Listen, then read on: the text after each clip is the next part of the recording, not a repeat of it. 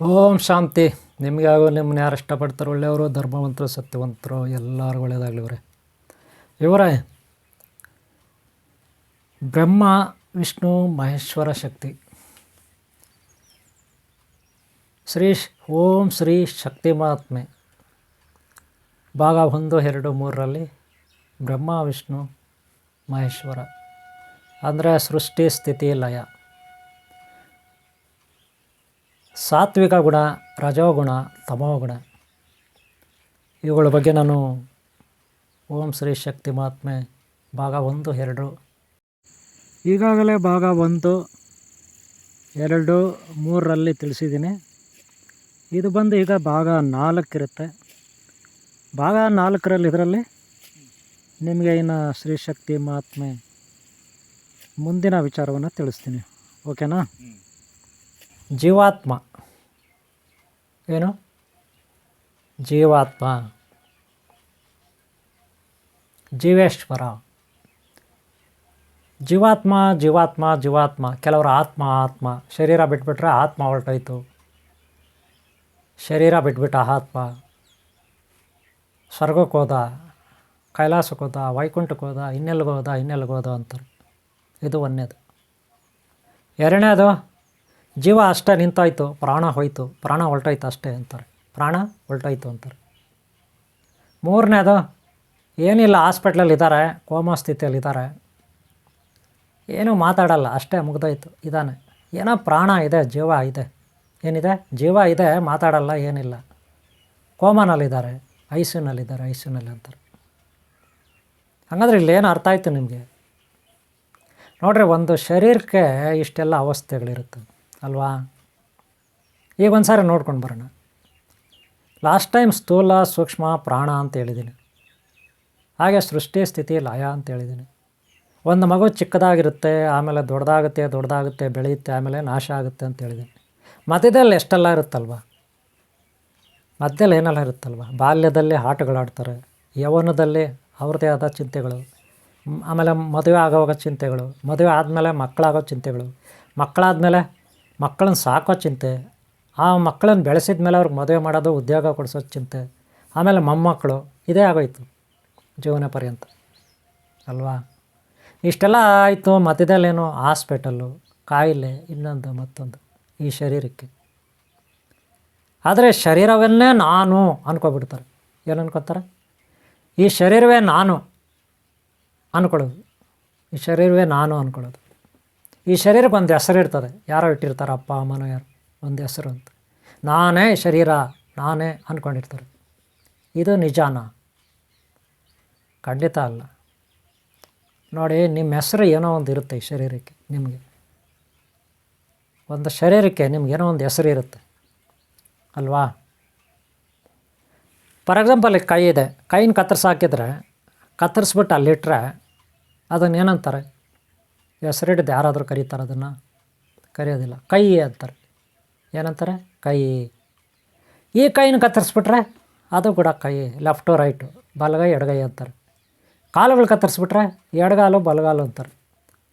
ಲಾಸ್ಟಿಗೆ ಶರೀರನೂ ತುಂಡು ಭಾಗಗಳೆಲ್ಲ ಮಾಡಿಬಿಟ್ರೆ ತಲೆ ಅಂತಾರೆ, ಕಿಡ್ನಿ ಅಂತಾರೆ, ಹೃದಯ ಅಂತಾರೆ, ಕೈ ಕಾಲು ಕರುಳು ಅಂತಾರೆ. ಅಷ್ಟೇ ಹೊರತು ಅಲ್ಲಿ ಹೆಸರು ಬರೋದಿಲ್ಲ, ಅವ್ರ ಹೆಸರು ಬರೋದಿಲ್ಲ. ನೋಡಿ ಬೇಕಾದ್ರೆ ಬರುತ್ತಾ? ಇದು ಮನುಷ್ಯ ಶರೀರ, ಇದು ಕಣ್ಣುಗಳು, ಇದು ತಲೆ ಬುರುಡೆ, ಇದು ಕೈಗಳು, ಇದು ಕಾಲುಗಳು, ಇದು ಹೃದಯ, ಇನ್ನೊಂದು ಕಿಡ್ನಿ ಅಂತಾರೆ ಅಷ್ಟೇ. ಆದರೆ ಅಲ್ಲಿ ಹೆಸರು ಬರೋದಿಲ್ಲ ಅಲ್ವಾ? ಅಂದರೆ ಹಂಗಾರೆ ಹೆಸರಿಲ್ಲ ಅಂತ ಅರ್ಥ ಆಯಿತು. ನಾನು ಅನ್ನೋನು ಅಲ್ಲಿಲ್ಲ. ಅವನ ಹೆಸರು ಏನೇ ಇರಲಿ, ಅವ್ರ ಹೆಸರು ಏನೇ ಇರಲಿ, ಹೆಣ್ಣಾಗಿರಲಿ ಗಂಡಾಗಿರಲಿ, ಚಿಕ್ಕವರಾಗಲಿ ದೊಡ್ಡವರಾಗಲಿ, ಇಲ್ಲಿ ನಾನು ಅನ್ನೋರಿಲ್ಲ. ಒಂದೊಂದು ತುಂಡು ಮಾಡಿದಾಗ ಆ ವ್ಯಕ್ತಿ ಅಲ್ಲಿರೋದಿಲ್ಲ, ಅವನ ಹೆಸರು ಇರೋದಿಲ್ಲ. ಇರುತ್ತಾ? ಇರೋದಿಲ್ಲ. ಆಮೇಲೆ ಅದು ಮಣ್ಣಲ್ಲಿ ಹೋಗುತ್ತೆ, ಕೊಳೆಯುತ್ತೆ, ಆಮೇಲೆ ಎಲ್ಲ ಅದು ಮಣ್ಣಲ್ಲಿ ಮಿಕ್ಸ್ ಆಗೋಗುತ್ತೆ. ಈ ಶರೀರ ಪಂಚಭೂತಗಳಿಂದ ಆಗಿದೆ. ಪಂಚಭೂತಗಳು ಅಂದರೆ ಯಾವುವು? ಗ್ರಹಗಳು, ನಕ್ಷತ್ರಗಳು. ನಕ್ಷತ್ರಗಳಿಂದ ಏನು ಬರುತ್ತೆ? ಶಕ್ತಿ ಬರುತ್ತೆ. ಸೂರ್ಯ ಭಗವಾನ ನಕ್ಷತ್ರ ಶಕ್ತಿ. ಅದೆಲ್ಲಿಗೋಗುತ್ತೆ? ಗಿಡ ಮರ ಬಳ್ಳಿಗಳಿಗೆ, ಕಾಯಿಗಳಿಗೆ, ಹಣ್ಣುಗಳಿಗೆ, ತರಕಾರಿಗಳಿಗೆ, ಕಾಳುಗಳಿಗೆ, ಗೋಧಿ ರಾಗಿ ಭತ್ತ, ಅವುಗಳು ನಾವು ತಿಂತೀವಿ.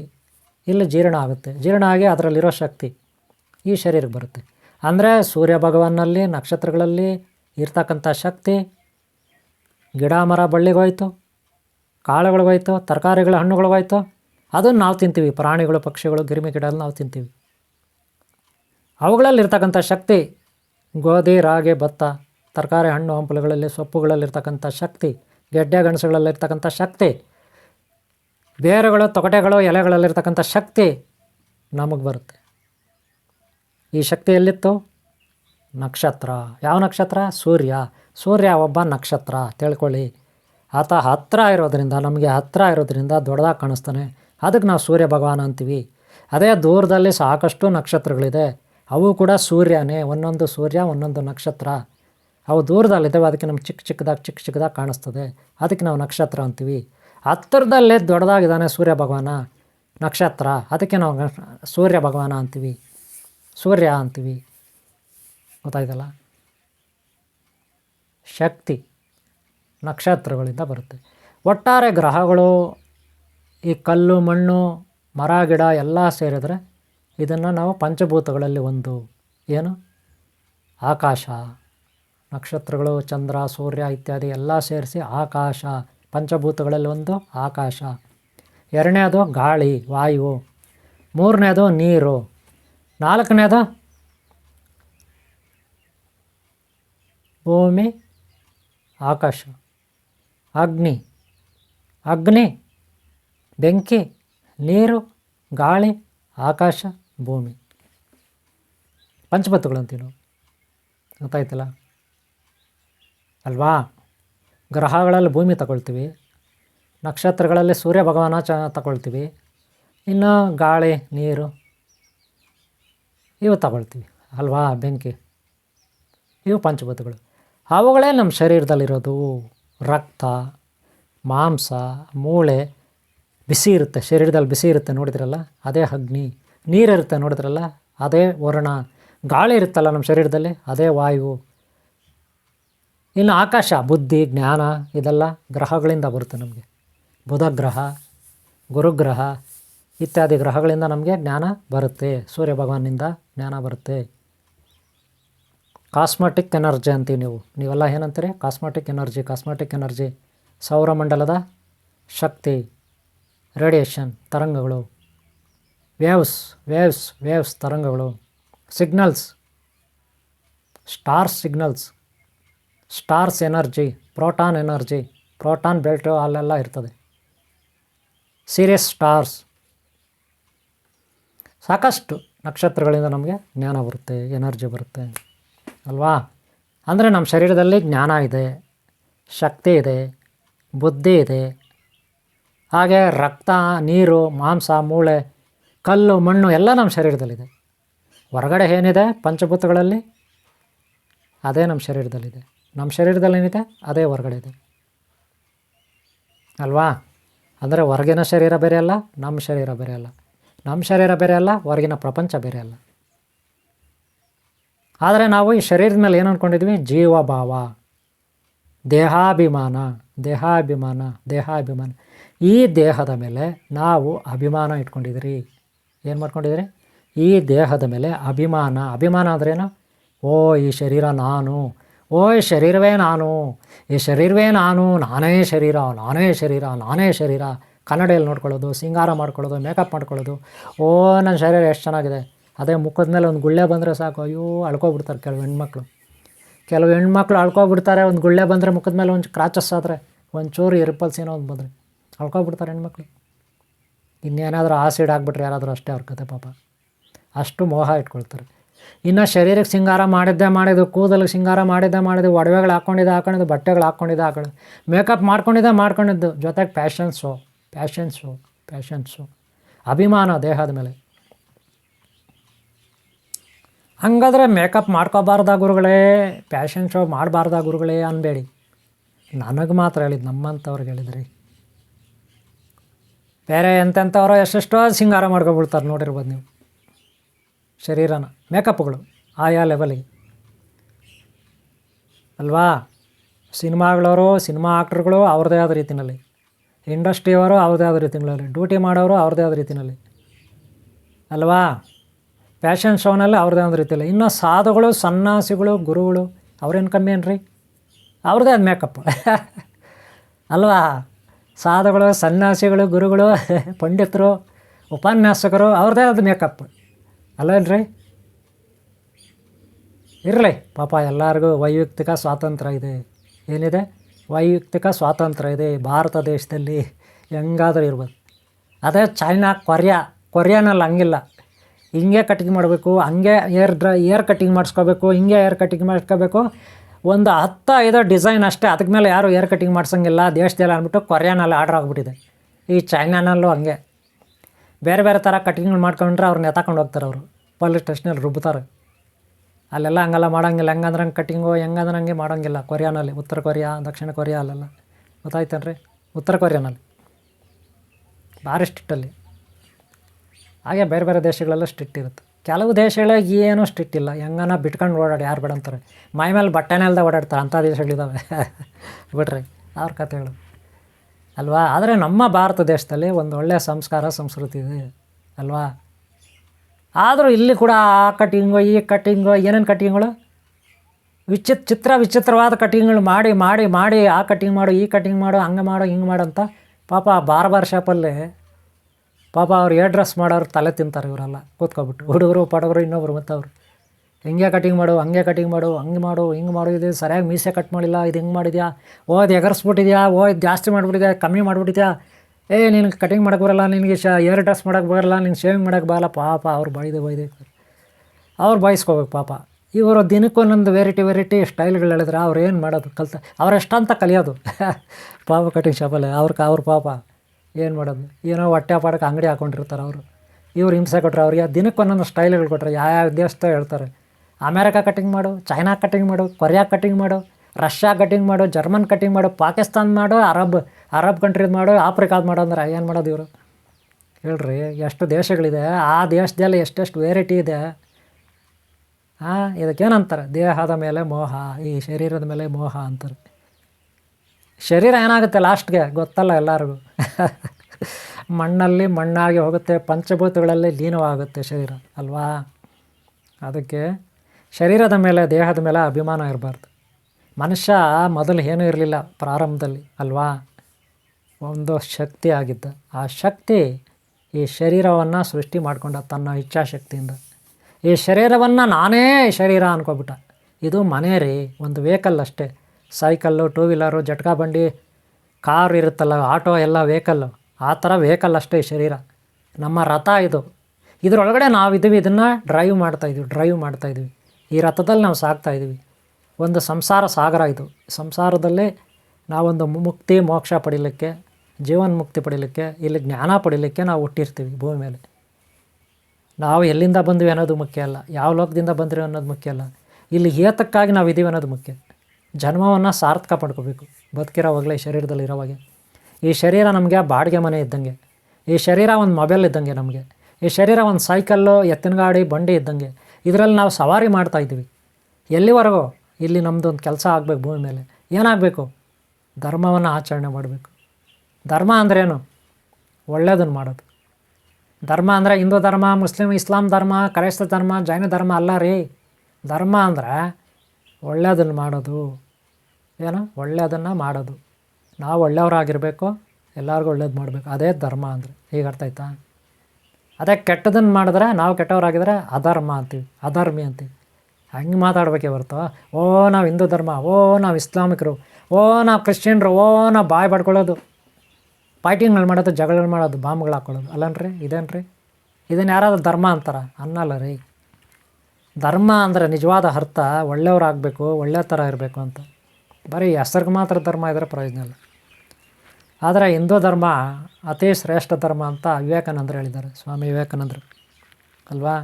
ಸ್ಯಾನ್ ಫ್ರಾನ್ಸಿಸ್ಕೋ ನಗರದಲ್ಲಿ ಒಂದು ಸಾರಿ ಇದು ನಡೀತು ರೀ, ಪ್ಯಾರಿಸ್ ಇರಬೇಕು, ಸ್ಯಾನ್ ಫ್ರಾನ್ಸಿಸ್ಕೋ ಇರಬೇಕು. ಏನು ನಡೀತಪ್ಪ ಅಂದರೆ, ಎಲ್ಲ ಧರ್ಮಗಳು, ಅವರವ್ರ ಗುರುಗಳು, ಪ್ರಪಂಚದಲ್ಲಿ ಇರೋರು ಅಲ್ಲಿ ಹೋಗಿ ಒಂದು ದೊಡ್ಡ ಕಾನ್ಫರೆನ್ಸ್ ಮೀಟಿಂಗ್, ಚರ್ಚೆ, ಯಾವ ಧರ್ಮ ಶ್ರೇಷ್ಠ ಅಂತ. ಆಗ ಎಲ್ಲ ಧರ್ಮದವರು ಹಿಂದೂ ಧರ್ಮ ಪಾಪ ಇವರೆಲ್ಲ ಟೇಬಲ್ ಮೇಲೆ ಒಂದೊಂದು ಇಟ್ಟಿದ್ರಂತೆ ಗ್ರಂಥಗಳು. ಹಿಂದೂ ಧರ್ಮದಲ್ಲಿ ನಮ್ಮದು ಭಗವದ್ಗೀತೆ ಇಟ್ಟಿದ್ರು ವಿವೇಕಾನಂದರು. ಅಲ್ಲಿ ನಮ್ಮ ನಾಯಕತ್ವನ, ಹಿಂದೂ ಧರ್ಮದ ಭಾರತ ದೇಶದ ನಾಯಕತ್ವನ ವಿವೇಕಾನಂದರು ವಹಿಸ್ಕೊಂಡಿದ್ರು. ಅವರು ಹೋಗ್ಬಿಟ್ಟು ಅಲ್ಲಿ ಗ್ರಂಥ ಇಟ್ಟಿದ್ರು. ಏನು ಗ್ರಂಥ? ಭಗವದ್ಗೀತೆ ಇಟ್ಟಿದ್ರು ಟೇಬಲ್ ಮೇಲೆ. ಅದರ ಮೇಲೆ ಯಾರ್ಯಾರೋ ಕ್ರಿಶ್ಚಿಯನ್ರು, ಇಸ್ಲಾಮಿಕರು, ಬುದ್ಧರು, ಜೈನರು ಇತ್ಯಾದಿ ಪ್ರಪಂಚದಲ್ಲಿ ಇರೋರೆಲ್ಲ ಅದ್ರ ಮೇಲೆ ಇಟ್ಟಿದ್ರು. ಎಲ್ಲರೂ ಹೋಗಿ ಆ ಗ್ರಂಥದ ಮೇಲೆ ಇಟ್ಬಿಟ್ರು, ಪಕ್ಕದಲ್ಲಿ ಇಡಲಿಲ್ಲ. ಲಾಸ್ಟ್ಗೆ ಅವರೆಲ್ಲ ಹೇಳಿದ್ರಂತೆ, ಕೆಲವ್ರು ಯಾರೋ ಒಂದು ಅಕ್ಕಪಕ್ಕ ಇರೋರು ವಿವೇಕಾನಂದರಿಗೆ ಗೇಲಿ ಮಾಡಿದ್ರಂತೆ. ಏನಂತ ಗೇಲಿ ಮಾಡಿದ್ರು ವಿವೇಕಾನಂದರಿಗೆ? ನೋಡು, ನಿಮ್ಮ ಗ್ರಂಥ ಕೆಳಗಡೆ ಐತೆ, ನಾವೆಲ್ಲ ನಿಮ್ಮ ಗ್ರಂಥದ ಮೇಲೆ ಕೂತ್ಕೊಬಿಟ್ಟಿದ್ದೀವಿ, ನಿಮ್ಮ ಧರ್ಮ ನಮ್ಮ ಕೆಳಗಡೆ ಇದೆ ಅಂತ ಹೇಳಿದ್ರಂತೆ. ಆವಾಗ ವಿವೇಕಾನಂದರು ಹೇಳಿದ್ರಂತೆ, ಹೌದಾ, ನಮ್ಮ ಭಗವದ್ಗೀತೆ ಕೆಳಗಡೆ ಇದೆಯಾ? ನಿಮ್ಮ ಗ್ರಂಥಗಳು ಅದರ ಮೇಲೆ ಇಟ್ಟಿದ್ರಾ? ನಮ್ಮ ಧರ್ಮ ಕೆಳಗಡೆ ಇದೆಯಾ? ನಿಮ್ಮ ಧರ್ಮಗಳು ನಮ್ಮದ್ರ ಮೇಲೆ ಇದೆಯಾ ಅಂತ ವಿವೇಕಾನಂದರು ಅವ್ರಿಗೆ ಕೇಳಿದ್ರಂತೆ. ಆಗ ಅವ್ರು ಹೇಳಿದ್ರಂತೆ, ಹೌದು, ನೋಡು, ಬೇಕಾದರೆ ನೋಡು, ನಿನ್ನ ಗ್ರಂಥ ಕೆಳಗಡೆ ತಾನೇ ಇದೆ, ನಾವೆಲ್ಲ ಅದ್ರ ಮೇಲೆ ಇಟ್ಟಿದ್ದೀವಿ ತಾನೇ, ನಾವು ತಾನೇ ಮೇಲೆ ಇದ್ವಿ ನಿಮ್ಮ ಗ್ರಂಥದ ಮೇಲೆ. ಹಂಗೆ ಧರ್ಮಗಳು ಅಷ್ಟೇ, ನಮ್ಮ ಧರ್ಮಗಳೇ ನಿಮಗಿಂತ ಶ್ರೇಷ್ಠ, ನಿಮ್ಮ ಮೇಲ್ಗಡೆ ನಮ್ಮದೇ ಧರ್ಮಗಳಿರೋದು ಅಂತ ಅವ್ರು ಯಾರೋ ಕೆಲವ್ರು ಇರ್ತಾರಲ್ಲಪ್ಪ ಕುಚ್ಚಾದ್ರು ಕುತಂತ್ರಿಗಳು, ಅವ್ರು ಹೇಳಿದ್ರಂತೆ, ಚೇಷ್ಟೆ ಮಾಡಿದ್ರಂತೆ. ಆವಾಗ ವಿವೇಕಾನಂದರು ಒಂದು ಮಾತಂದ್ರಂತೆ, ನೀವೆಲ್ಲ ನನ್ನ ಗ್ರಂಥದ ಮೇಲೆ ಇಟ್ಟಿದ್ರಾ? ನಾನೇನಾದರೂ ಗ್ರಂಥನ ಹೇಳಿದ್ರೆ ನೀವೆಲ್ಲ ಕೆಳಗಡೆ ಬಿದ್ದೋಗ್ತೀರಾ ಅಂದ್ರಂತೆ. ನಿಮ್ಮೆಲ್ಲ ಗ್ರಂಥಗಳಿಗೂ ನಮ್ಮ ಗ್ರಂಥನೇ ಆಧಾರ, ನಿಮ್ಮೆಲ್ಲ ಧರ್ಮಗಳಿಗೂ ನಮ್ಮ ಧರ್ಮನೇ ಆಧಾರ, ಅದು ತಿಳ್ಕೊಳ್ಳಿ ಫಸ್ಟು. ನಮ್ಮದು ಅಷ್ಟು ಹಳೇದು, ನಾನೇನು ಹೇಳಿದ್ರು ಈಗ ಆ ಗ್ರಂಥ ಹೇಳಿದ್ರೆ ನೀವೆಲ್ಲ ಬಿದ್ದೋಗ್ತೀರಿ ಅನ್ನಂತೆ ವಿವೇಕಾನಂದರು. ಅಷ್ಟು ಬುದ್ಧಿವಂತರಂತೆ ವಿವೇಕಾನಂದರು. ಈಗ ಗೊತ್ತಾಯ್ತಲ್ಲ, ಇದು ಹೇಳಿದ್ದು ನಾನು ಕೇಳಿರೋದ್ರಿ. ಆಧಾರ ಎಲ್ಲಿದೆ ಅದು ನನಗೆ ಗೊತ್ತಿಲ್ಲ, ಯಾರೋ ಹೇಳಿದ್ದು ನನಗೆ ಕೇಳಿಸ್ಕೊಂಡಿದ್ದೀನಿ, ನಿಮ್ಮ ಹತ್ರ ಹೇಳ್ತಾಯಿದ್ದೀನಿ. ಸರಿನೋ ತಪ್ಪೋ ನನಗೆ ಗೊತ್ತಿಲ್ಲ, ಏನು ನಡೆದಿದೆ ಅಲ್ಲ ನನಗೆ ಗೊತ್ತಿಲ್ಲ. ಓಕೆನಾ? ಹಾಗೆ ಹಿಂದೂ ಧರ್ಮ ತುಂಬ ಸನಾತನ ಧರ್ಮ ರೀ. ಇಲ್ಲಿ ಎಲ್ಲ ರೀತಿಯ ಜ್ಞಾನ ಇರುತ್ತೆ, ಎಲ್ಲ ರೀತಿಯ ತಿಳುವಳಿಕೆ ಇರುತ್ತೆ. ಆತ್ಮ ಸಾಕ್ಷಾತ್ಕಾರ, ಒಬ್ಬ ಮನುಷ್ಯ ಹೆಂಗೆ ಸೃಷ್ಟಿ ಆಗ್ತಾನೆ, ಮನುಷ್ಯ ಅಂದ್ರೇನು, ಶರೀರ ಅಂದ್ರೇನು, ಎಲ್ಲ ಪ್ರಾಣಿಗಳ ಶರೀರ ಹೆಂಗೆ ಕಾಮ, ಕ್ರೋಧ, ಮದ, ಮಾತ್ಸರ್ಯ, ಲೋಭ, ಶೋಕ, ಮೋಹ, ಭಯ ಇವುಗಳಿಂದ ತಯಾರಾಗುತ್ತೆ ಶರೀರ. ಹಾಗೆ ಪಂಚಭೂತಗಳಿಂದ ಶರೀರ ತಯಾರಾಗುತ್ತೆ. ಆದರೆ ನಾವು ಶರೀರ ಮೇಲೆ ಅಭಿಮಾನ ಇಟ್ಕೊಬಿಟ್ಟು, ನನ್ನ ಹೆಸರು ಇಂಥದ್ದು, ನನ್ನ ಹೆಸರು ಇಂಥದ್ದು, ನಾನು ಇಂಥವಳು, ನಾನು ಹೆಣ್ಣು ಗಂಡು, ನಾನು ಚಿಕ್ಕವಳು ದೊಡ್ಡವಳು, ವಯಸ್ಸಾಗಿದೆ, ಹಿಂಗೆಲ್ಲ ನಾವು ಶರೀರಕ್ಕೆ ಕೇಳ್ಕೊತೀವಿ. ಆ ಶರೀರವೇ ನಾನು ಅನ್ನೋ ಭ್ರಮೆನಲ್ಲಿರ್ತೀವಿ, ಭ್ರಾಂತಿನಲ್ಲಿರ್ತೀವಿ. ಈ ಭ್ರಮೆ ಭ್ರಾಂತಿಯಿಂದ ನಾವು ಮುಕ್ತರಾಗಬೇಕು. ಆವಾಗಲೇ ನಾವು ಬೆಳಗೋದು. ನಾವು ಅಂದರೆ ಯಾರು? ಒಂದು ಶಕ್ತಿ. ನಾವು ಅಂದರೆ ಯಾರು? ಒಂದು ಸುಪ್ರೀಂ ಪವರ್. ಅದು ಅರ್ಥ ಮಾಡ್ಕೋಬೇಕು. ನಾವು ಬೇರೆ ಅಲ್ಲ, ಭಗವಂತ ಬೇರೆ ಅಲ್ಲ, ಭಗವತಿ ಬೇರೆ ಅಲ್ಲ, ಅವರ ಅಂಶ ನಾವು. ಬೆಂಕಿಯಲ್ಲಿ ಬೆಂಕಿ ಕಿಡಿ ಬೆರ್ತೋಗುತ್ತೆ, ಸಮುದ್ರದಲ್ಲಿ ಸಮುದ್ರದ ಹನಿ ನೀರು ಬೆರ್ತೋಗುತ್ತೆ, ಹಾಲಲ್ಲಿ ಹಾಲಿನ ತೊಟ್ಟು ನೀರು, ಹಾಲಲ್ಲಿ ಹಾಲಿನ ಒಂದು ಚಿಕ್ಕ ಹನಿ ಬೆರ್ತಾಗುತ್ತೆ ಅಲ್ವಾ? ಯೋಚನೆ ಮಾಡಿ. ಮಣ್ಣಲ್ಲಿ ಮಣ್ಣು ಬೆರ್ತಾಗುತ್ತಲ್ವ, ಗಾಳಿಯಲ್ಲಿ ಗಾಳಿ ಬೆರ್ತಾಗುತ್ತಲ್ವ, ಹೊಗೆನಲ್ಲಿ ಹೊಗೆ ಬೆರ್ತಾಗುತ್ತಲ್ವ? ಹಾಗೆ ನಾವು ಅಲ್ವಾ, ನಾವೊಂದು ಆತ್ಮಶಕ್ತಿ, ಭಗವಂತನ ಮಗು, ನಾವು ಒಂದು ಅಂಶ. ಅದನ್ನು ನೆನಪಿಟ್ಕೋಬೇಕು ಅಲ್ವಾ? ಒಂದು ಕಿಡಿ ಸಾಕಲ್ಲ ಈ ಜಗತ್ತಿನ ಸುಡೋಕ್ಕೆ. ಹಾಗೆ ಒಂದು ಆತ್ಮಶಕ್ತಿನ ಒಂದು ಚೂರು ಸಾಕು ನಾವು. ನಮ್ಮ ಶಕ್ತಿ ಎಷ್ಟು ದೊಡ್ಡ ಸಾಮರ್ಥ್ಯ ಇರುತ್ತೆ ಗೊತ್ತಾ ಆತ್ಮಶಕ್ತಿಗೆ? ಇಡೀ ಜಗತ್ತನ್ನೇ ಸೃಷ್ಟಿ ಮಾಡಿದ್ದೇ ಈ ಆತ್ಮಶಕ್ತಿ, ಪರಮಾತ್ಮ ಶಕ್ತಿ. ಅದೇ ನಾವು, ಸಚ್ಚಿದಾನಂದ ಸ್ವರೂಪ ಶಕ್ತಿ, ಪರಬ್ರಹ್ಮ ಶಕ್ತಿ. ನಾವೆಲ್ಲ ಮರ್ತೋಗ್ಬಿಟ್ಟಿದ್ದೀವಿ, ನಮ್ಮನ್ನು ನಾವು ಮರ್ತೋಗ್ಬಿಟ್ಟಿದ್ದೀವಿ, ನಾವು ಯಾರು ಏನು ಅಂತ. ಗೊತ್ತಾಯ್ತಿಲ್ಲ? ಅದಕ್ಕೆ ದೇಹಾಭಿಮಾನ. ಇದಕ್ಕೆ ಕಾರಣ ದೇಹದ ಮೇಲೆ ನಾವು ಅಭಿಮಾನ ಇಟ್ಕೊಂಡಿದ್ದೀವಿ. ದೇಹದ ಮೇಲೆ ಅಭಿಮಾನ ಇಟ್ಕೊಬಿಟ್ಟು, ನೋಡಿ ಇವ್ರು ನಮ್ಮಮ್ಮ, ಇವ್ರು ನಮ್ಮಪ್ಪ, ಇವ್ರು ನಮ್ಮಣ್ಣ, ಇವ್ರು ನಮ್ಮ ತಂಗಿ, ಇವ್ರು ನಮ್ಮ ಚಿಕ್ಕಪ್ಪ ಚಿಕ್ಕಮ್ಮ, ಇವ್ರು ನಮ್ಮ ತಾತಾಜಿ, ಈ ಥರ ತಿಳ್ಕೊಬಿಟ್ಟಿದ್ದೀವಿ. ನಿಜ ಹೇಳ್ಬೇಕಂದ್ರೆ ಇವ್ರಿಗೂ ನಮಗೂ ಯಾವ ಸಂಬಂಧನೂ ಇರಲ್ಲ. ಇವರೆಲ್ಲ ಈ ಶರೀರಕ್ಕೆ ಸಂಬಂಧಪಟ್ಟವ್ರು ಅಷ್ಟೇ. ಈ ಶರೀರಕ್ಕೆ ಅಪ್ಪ ಅಮ್ಮ, ಈ ಶರೀರಕ್ಕೆ ಚಿಕ್ಕಪ್ಪ ಚಿಕ್ಕಮ್ಮ, ಈ ಶರೀರಕ್ಕೆ ಅಣ್ಣ ತಂಗಿ ತಮ್ಮ ಅಕ್ಕ ಅಷ್ಟೇ. ಈ ಶರೀರಕ್ಕೆ ಮಾತ್ರ ಅವರಷ್ಟೇ ಸಂಬಂಧ. ಅವ್ರಿಗೂ ನಮಗೂ ಯಾವ ಸಂಬಂಧ ಇರಲ್ಲ. ಈ ಶರೀರವೂ ನಮ್ಮದಲ್ಲ. ಈ ಶರೀರದಲ್ಲಿ ನಾವು ಇದ್ದೀವಿ ಏತಕ್ಕೆ? ಇಲ್ಲಿ ನಾವು ಧರ್ಮವಂತರಾಗಿ ಬಾಳಬೇಕು, ಮುಕ್ತಿ ಮೋಕ್ಷ ಪಡಿಬೇಕು, ಎಷ್ಟೋ ರಹಸ್ಯಗಳನ್ನು ತಿಳ್ಕೋಬೇಕು ಭೂಮಿ ಮೇಲೆ. ಅದಕ್ಕಾಗಿ ನಾವು ಹುಟ್ಟಿರ್ತೀವಿ. ಏನೋ ಒಂದು ಒಳ್ಳೆ ಕೆಲಸ ಮಾಡ್ಲಿಕ್ಕಾಗಿ ಬಂದಿರ್ತೀವಿ ಯಾವುದೋ ಒಂದು ಲೋಕದಿಂದ ಅಲ್ವಾ? ಅದು ಯಾವ ಲೋಕ ಅಂತ ನಮ್ಗೆ ಗೊತ್ತಿಲ್ಲ. ಅಲ್ಲಿವರೆಗೂ ನಾವು ಒಳ್ಳೆಯವರಾಗಿರಬೇಕು. ಸಾಯೋವಾಗ ನಾವು ತೃಪ್ತಿಯಾಗಿ ಸಾಯಬೇಕು. ಯಾವಾಗಲೂ ನಮ್ಮಲ್ಲಿ ಒಳ್ಳೆ ಸಂತೃಪ್ತಿ ಇರಬೇಕು. ಆದರೆ ಈಗಿನ ಕಾಲದಲ್ಲಿ ಏನಾಗಿದೆ ಅಂದರೆ, ನಮ್ಮ ಮನೆಯವರೇ ನಮಗೆ ಮೋಸ ಮಾಡ್ತಾರೆ. ನಾವು ಯಾರನ್ನು ಒಳ್ಳೆ ಥರ ನಂಬ್ತೀವಿ ಅವರೇ ಮೋಸ ಮಾಡ್ತಾರೆ ಅಲ್ವಾ? ಯಾರನ್ನು ನಾವು ನಂಬಿರ್ತೀವಿ ಅತಿಯಾಗಿ ಯಾರ ಮೇಲೆ ಅತಿಯಾದ ನಂಬಿಕೆ ಇಟ್ಟಿರ್ತೀವಿ ಅವರೇ ನಮಗೆ ನಂಬಿಕೆ ದ್ರೋಹ ಮಾಡ್ತಾರೆ, ವಿಶ್ವಾಸ ದ್ರೋಹ ಮಾಡ್ತಾರೆ. ಅಂಥವ್ರಿಗೆ ಯಾವತ್ತೂ ಒಳ್ಳೆಯದಾಗಲ್ಲ ರೀ. ಅವ್ರು ಸಾಯೋವಾಗ ಆ ದುಃಖದಲ್ಲೇ ಸಾಯ್ತಾರೆ, ಘೋರ ನರಕಗಳಲ್ಲೇ ಅವ್ರು ಕೊಳಿತಾರೆ. ಅದಕ್ಕೆ ನಾವು ಬುದ್ಧಿವಂತರಾಗಬೇಕು, ಒಳ್ಳೆಯವರಾಗಬೇಕು. ನಾವು ಈ ಶರೀರ ಬಿಡುವಾಗ ತೃಪ್ತಿ ಇರಬೇಕು ನಮಗೆ ಅಲ್ವಾ. ಅದಕ್ಕಾಗಿ ನಾವು ಶರೀರದ ಮೇಲೆ ಮೋಹ ಇಟ್ಕೋಬಾರ್ದು.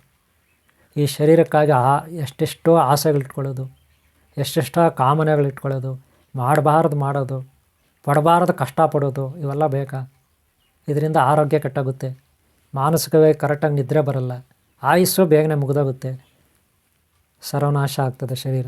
ಎಷ್ಟು ದಿನ ಬದುಕ್ತೀವಿ ಶರೀರದಲ್ಲಿ? ಎಷ್ಟು ಹಗಲುಗಳಿದೆ, ಎಷ್ಟು ರಾತ್ರಿಗಳಿದೆ. ಅದರಲ್ಲಿ ನಮಗೆ ರಾತ್ರಿಗಳೇ ಕಳೆದೋಗುತ್ತೆ ಅರ್ಧ ಆಯುಸ್ಸು. ಇನ್ನು ಹಗಲತ್ಲೆ ಎಷ್ಟು ಕಳೆದೋಗುತ್ತೆ, ಟೈಮ್ ಎಷ್ಟು ವೇಸ್ಟ್ ಆಗುತ್ತೆ. ಅದರಲ್ಲೂ ಈ ಕೆಟ್ಟ ಕೆಟ್ಟ ಕಾಮೆಂಟ್ಗಳು ಮಾಡ್ತಾ ಅವ್ರ ಮೇಲೆ ಇವ್ರ ಮೇಲೆ, ಕೆಟ್ಟದಾಗ ಚಾಡಿಗಳು ಹೇಳ್ತಾ ಅವ್ರ ಮೇಲೆ ಇವ್ರ ಮೇಲೆ, ಕೆಟ್ಟದಾಗ ಫೋನುಗಳಲ್ಲಿ ಮಾತಾಡ್ತಾ ಇನ್ನೊಬ್ಬರ ಮೇಲೆ ಜಗಳ ಕಾಯ್ತಾ ಕೂತ್ಕೊಂಡ್ರೆ ಟೈಮ್ ಏನಾಗುತ್ತೆ, ವೇಸ್ಟ್ ಆಗಲ್ವ? ಆ ರೀತಿ ಕೆಟ್ಟ ಕಾಮೆಂಟ್ ಮಾಡೋ ಬದಲು, ಇನ್ನೊಬ್ಬರಿಗೆ ಕೆಟ್ಟದಾಗ ಬಯ್ಯೋ ಬದಲು, ಇನ್ನೊಬ್ಬರ ಮೇಲೆ ಕೆಟ್ಟದಾಗ ಜಗಳ ನಿಂತ್ಕೊಳ್ಳೋ ಬದಲು ಆ ಟೈಮ್ನ ಒಳ್ಳೇದಕ್ಕೆ ಯೂಸ್ ಮಾಡಿದ್ರೆ ಕನಿಷ್ಠ ₹1 ಆದರೂ ಆದಾಯ ಇರುತ್ತಲ್ವ? ₹1 ಆದರೂ ಆದಾಯ ಇರಲ್ವ? ಇರುತ್ತಲ್ವ? ಇದನ್ನು ಅರ್ಥ ಮಾಡ್ಕೋಬೇಕು. ಯಾವಾಗ ನಮ್ಮ ಟೈಮ್ನ ವೇಸ್ಟ್ ಮಾಡ್ಕೋಬಾರ್ದು. ರಸ್ತೆಯಲ್ಲಿ ಕಲ್ಲು ಮಣ್ಣು ಹೊಲಸು ಮಲಮೂತ್ರಗಳಿರುತ್ತೆ, ಅದನ್ನೆಲ್ಲ ನಾವು ನೋಡ್ಕೊಂಡು ಹೋಗ್ಬೇಕು. ದಾರಿ ಮಾಡ್ಕೊಂಡು ನಾವು ಹೋಗಬೇಕು ಅಲ್ವಾ. ಆವಾಗಲೇ ನಾವು ಗುರಿ ಮುಟ್ಟೋದು. ನೀವು ರೈಲ್ವೆ ಸ್ಟೇಷನಲ್ಲಿ ಇಳಿದ್ರೆ, ಬಸ್ ಸ್ಟ್ಯಾಂಡಲ್ಲಿ ಇಳಿದ್ರೆ, ಅಲ್ಲೆಲ್ಲೋ ಅಕ್ಕಪಕ್ಕ ಹೋಗ್ತೀರ, ದಾರಿ ಮಾಡ್ಕೊಂಡು ಹೋಗ್ತೀರಲ್ವ, ಎಲ್ಲಿಗೋ ಹೋಗಬೇಕಲ್ಲ ನೀವು. ಹಾಗೆ ನಮ್ಮ ಜೀವನದಲ್ಲಿ ನಾವು ಗುರಿ ಮುಟ್ಟಬೇಕಾದ್ರೆ ದಾರಿ ಮಾಡ್ಕೊಂಡು ಹೋಗಬೇಕು. ಶರೀರದ ಮೇಲೆ ಮೋಹ ಇಟ್ಕೊಂಡು ನಾನು ಅಂತ ಹೋಗಬಾರ್ದು. ನಾನು ನನ್ನದು ನನ್ನಿಂದಲೇ ಎಂಬ ಅಹಂಕಾರ ಇರಬಾರ್ದು. ಅವರಿಗೆ ಮಾತ್ರ ಶ್ರೀಕೃಷ್ಣ ಭಗವಾನ ಆ ಭಗವದ್ ಶಕ್ತಿ ಒಲಿಯುತ್ತೆ, ಆದಿಶಕ್ತಿ ಪರಶಕ್ತಿ ಒಲಿತಾಳೆ. ದಯೆ ದಾಕ್ಷಿಣ್ಯ ಇರಬೇಕು. ಪ್ರತಿ ಜೀವಿ ಮೇಲೆ ದಯೆ ಇರಬೇಕು, ಪ್ರತಿ ಜೀವಿ ಮೇಲೆ ಅನುಕಂಪ ಇರಬೇಕು.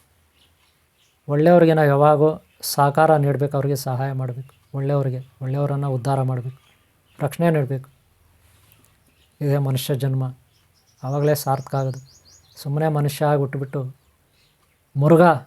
ಕ್ರೂರ ಮೃಗಗಳಿಗಿಂತ ಕ್ರೂರತ್ವ ಮೆರೆದ್ರೆ, ಅವುಗಳಿಗಿಂತ ಹೆಚ್ಚಾಗಿ ಕ್ರೂರತ್ವ ಮೆರೆದ್ರೆ ಅಂಥವ್ರನ್ನ ಯಾರೂ ಮನುಷ್ಯ ಅನ್ನಲ್ಲ ಅಲ್ವಾ. ಅದಕ್ಕೆ ನಾನು ನನ್ನದು ನನ್ನಿಂದಲೇ ಎಂಬ ಅಹಂಕಾರ ಬಿಡಬೇಕು, ಈ ಶರೀರದ ಮೋಹನ ಬಿಡಬೇಕು, ಜೀವಭಾವನ ಬಿಡಬೇಕು. ನಾವು ಜೀವಭಾವ ಅಂದರೆ ತಿನ್ನೋದು ಕುಡಿಯೋದು ಈ ರೀತಿ ಭೋಗಗಳು, ಇದೇ ಜೀವಭಾವ. ಜೀವಭಾವ ಅಂದ್ರೇನು? ತಿನ್ನೋದು ಕುಡಿಯೋದು, ಲೈಫ್ ಎಂಜಾಯ್ ಮಾಡೋದು, ಅದು ಮಾಡೋದು ಇದು ಮಾಡೋದು, ಇದೇ ಜೀವಭಾವ. ಇದನ್ನು ಬಿಟ್ಬಿಡಬೇಕು. ಈ ಥರ ಜೀವನವನ್ನು ಬಿಟ್ಬಿಡಬೇಕು. ತಿನ್ನಬೇಕು, ಕುಡಿಬೇಕು, ಎಲ್ಲ ಮಾಡಬೇಕು, ಒಂದು ಲಿಮಿಟ್ನಲ್ಲಿರಬೇಕು.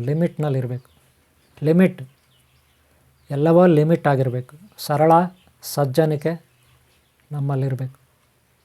ಓಕೆನಾ? ಓಕೆ ಅವರೇ, ದೇಹಾಭಿಮಾನ, ಜೀವಭಾವ, ಈ ಚಾಪ್ಟ್ರನ್ನು ಇಲ್ಲಿಗೆ ಮುಗಿಸ್ತಾ ಇದ್ದೀನಿ. ಇಷ್ಟು ಒಳ್ಳೆಯವರಾದ್ರೆ ನೀವು ಅಮರತ್ವ ಪ್ರಾಪ್ತಿ ನಿಮಗೆ ಖಂಡಿತ. ನಿಮಗೆ ಸಾವು ಅನ್ನೋದು ಬರೋದಿಲ್ಲ, ಹತ್ರ ರೋಗ ಅನ್ನೋದು ಬರೋದಿಲ್ಲ. ಸಮಸ್ಯೆಗಳು ಬಂದರೂ ಕೂಡ ಚಲಿಸುವ ಮೋಡಗಳಂತೆ ಬರ್ತವೆ, ಚಲಿಸುವ ಮೋಡಗಳಂತೆ ಹೊರಟೋಗ್ತವೆ ಕ್ಷಣ ಮಾತ್ರದಲ್ಲಿ. ಅವುಗಳ ಬಿಸಿ ನಿಮಗೆ ಮುಟ್ಟೋದಿಲ್ಲ, ಕಷ್ಟಗಳ ಬಿಸಿ ಮುಟ್ಟೋದಿಲ್ಲ. ಶಾಶ್ವತವಾಗಿ ನಿಮ್ಗೆ ಆರೋಗ್ಯ ಸಿಗುತ್ತೆ. ಶಾಶ್ವತವಾಗಿ ನೀವು ಬದುಕ್ತೀರಾ, ಚಿರಂಜೀವಿಗಳಾಗಿ ಸಾವಿರಾರು ಲಕ್ಷಾಂತರ ವರ್ಷ ಬದುಕ್ತೀರ ನಿಮ್ಮ ಶರೀರದಲ್ಲಿ. ನಿಮ್ಗೆ ಇಷ್ಟ ಇಲ್ಲ ಅಂದರೆ ನಿಮ್ಮ ಶರೀರ ಬಿಟ್ಟು ಹೋಗ್ಬೋದು. ಅಂಥ ಸಾಮರ್ಥ್ಯ ನಿಮ್ಗೆ ಬರುತ್ತೆ. ಅಷ್ಟು ಬರಬೇಕಂದ್ರೆ ನೀವು ನಾನು ಇಷ್ಟೊತ್ತು ಹೇಳಿದ್ನಲ್ಲ, ಅದನ್ನು ಗಮನದಲ್ಲಿ ಇಟ್ಕೋಬೇಕು, ಕಲಿಬೇಕು, ಫಾಲೋ ಮಾಡಬೇಕು. ಇದು ಬ್ರಹ್ಮಜ್ಞಾನ, ಆತ್ಮಜ್ಞಾನ, ವೇದಾಂತ ಜ್ಞಾನ. ಇದು ಗೊತ್ತಾಯ್ತಲ್ಲ? ಇದೆಲ್ಲ ಸರಿ ಶಕ್ತಿ ಮಹಾತ್ಮೆ. ಓಕೆ ಅವರೇ, ಭಾಗ 4 ಇದು ಇಲ್ಲಿಗೆ ಮುಗಿತಾ ಇದೆ. ಓಂ ಶಾಂತಿ. ಈ ವಿಡಿಯೋ ನಿಮ್ಗೆ ಇಷ್ಟ ಆಗಿದ್ರೆ ಒಂದು ಲೈಕ್ ಮಾಡಿ. ಹಾಗೆ ಹಿಂದಿನ ವಿಡಿಯೋಗಳು ನೋಡಿ, ಭಾಗ 1, 2 ನೋಡಿ. ಇದು